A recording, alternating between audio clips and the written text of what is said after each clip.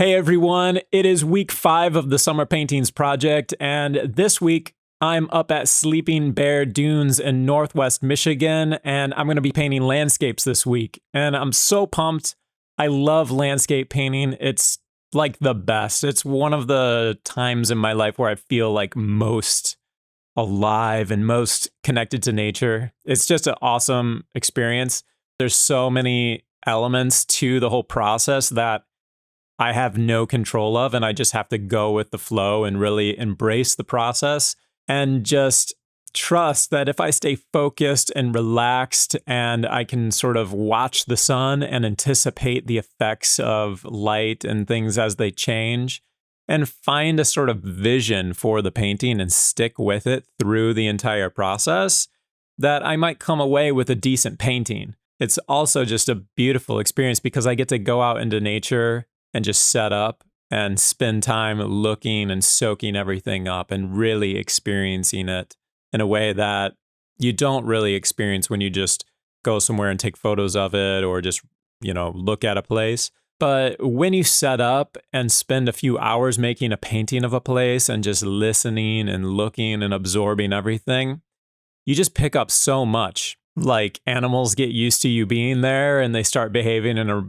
more natural way. And it's just beautiful. It's awesome. So I'm so excited. So let's get to it. Let's paint. All right. So for today's painting, I actually woke up really early.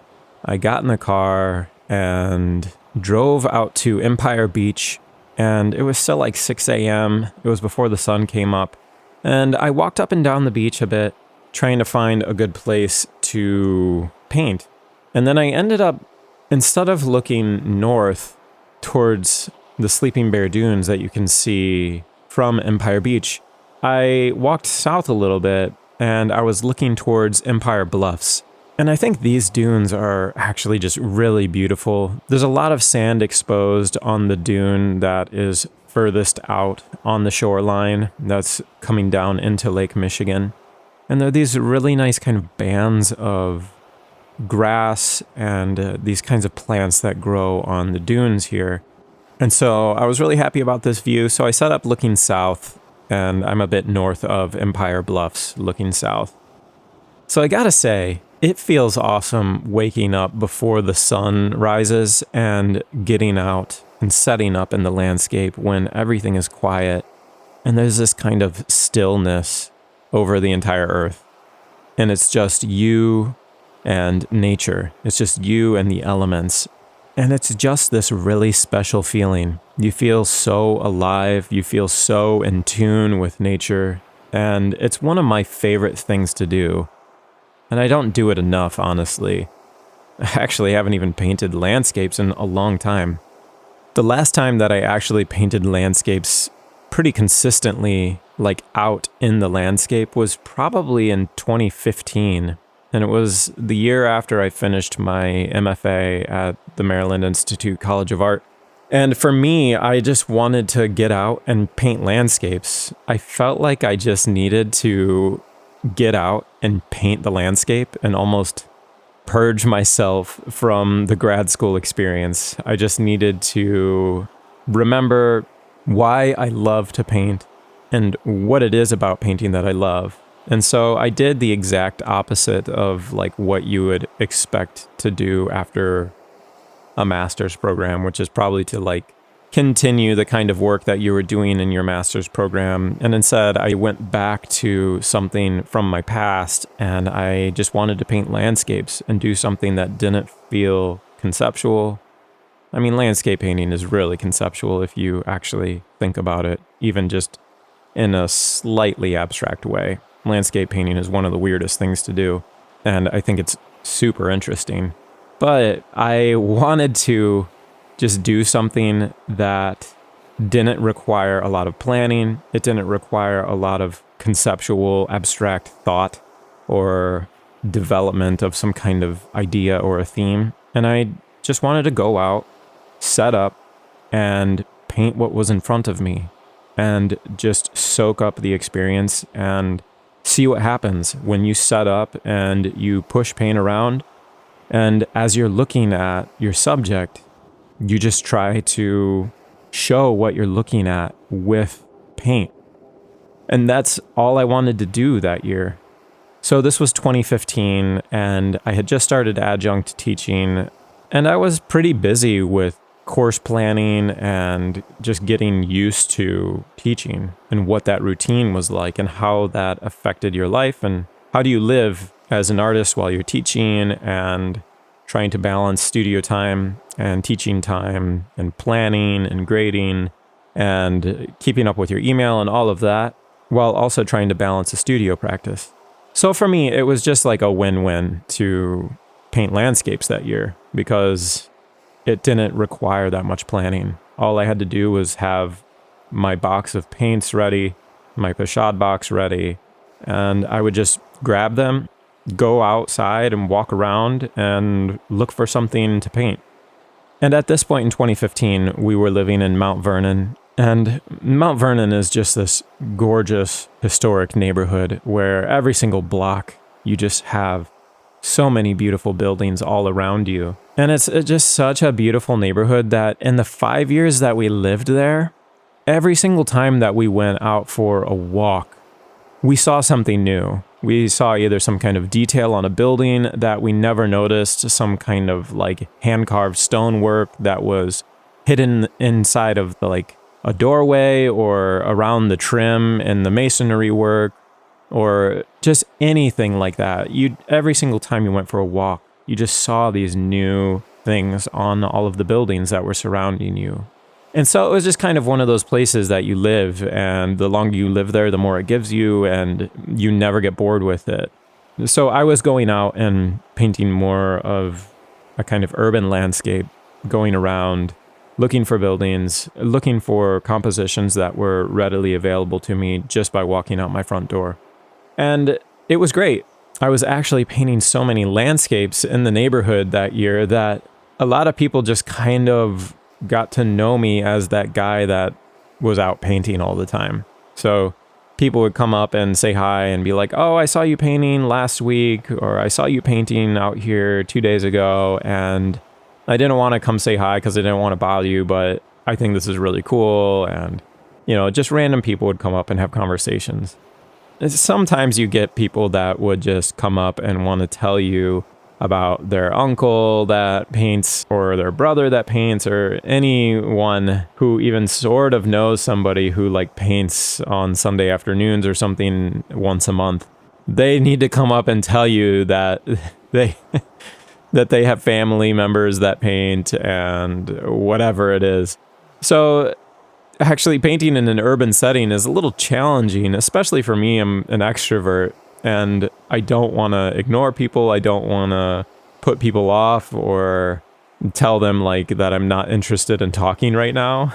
So it took a while to figure out that balance in Baltimore because in the course of making that painting, you're going to have hundreds of people who walk past you.